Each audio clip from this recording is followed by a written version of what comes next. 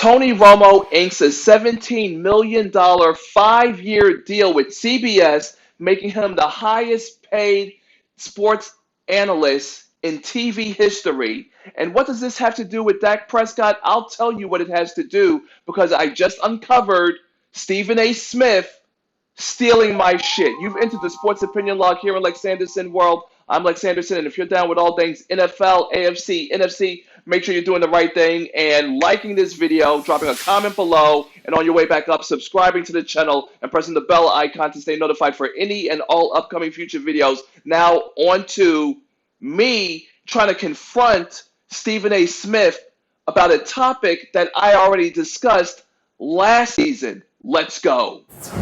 So, as I was going through the Nationwide Sports Leading app, I came across Stephen A. Smith arguing with Max Kellerman about Romo, Jerry Jones, and Dak Prescott because Dak Prescott is still being left to hang in the wind like freshly washed laundry. And the line is clear.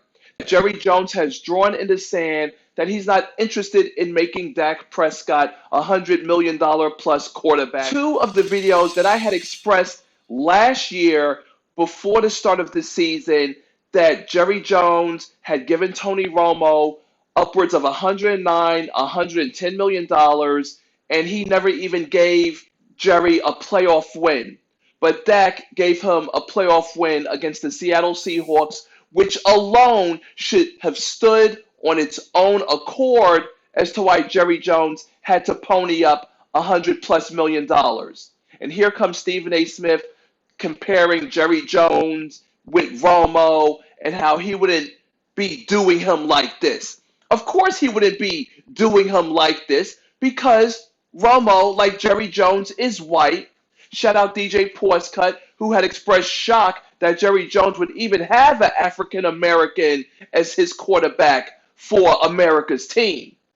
So as a result, we clearly have shown, or I have shown, how these studio heads are searching YouTube, they're searching the Sports Opinion Log, they're going through the archives of my old videos and fucking using it circa 2020 as a topic or banter of discussion or conversation when I, the originator, I, the top 1%er, people's sportscaster, have shown Jerry Jones for what he is. The system of the old white man. Remember Jerry Jones with the fake kneeling, acting like he's supporting his African American players? But he's not. He's a white slave master, just like all the other motherfucking owners. So don't get it twisted. Don't be fooled one bit.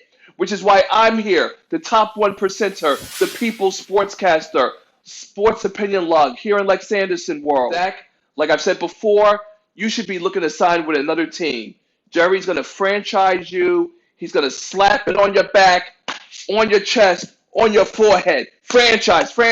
Long-term money, I'm not interested. It has to feel right. What has to feel right to you, Jerry? Are you looking for a white quarterback out there to save your team? Like the prophet had already decreed? Tom Brady, perhaps? Drop the comment below. Is Dak Prescott on a leap day, an occurrence that occurs every 4 years, has he been screwed over? Not based on his talents, because we already know about the 5,000 yards. We know about the percentage. However, there was no playoffs. There was no playoff wins. There were too many losses to teams 500 or better. There can only be one thing. Jerry Jones is judging Dak Prescott by the color of his skin. Let that sit in. Let that sink in. It's a damn shame. No matter what we do, we still have to prove, and yet we are still doubted, just the way the African-American unheralded Dak Prescott kept the Cowboys relevant. But according to slave master, white owner Jerry Jones, a long-term contract just doesn't sit right. Just doesn't feel right. Racism at its finest. Oh, and by the way, enjoy the leap day. Woohoo! Party! Signing out.